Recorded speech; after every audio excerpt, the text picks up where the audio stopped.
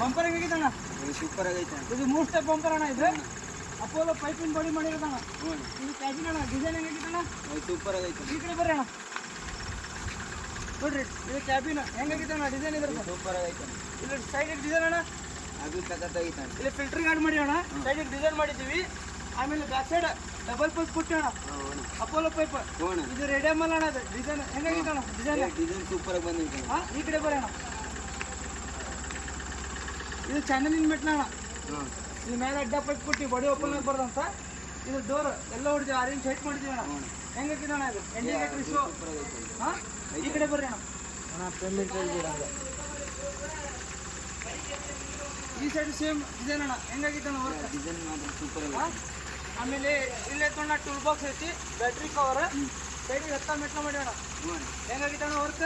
Super ಆಗೈತೆ. Thanks ಅಣ್ಣ.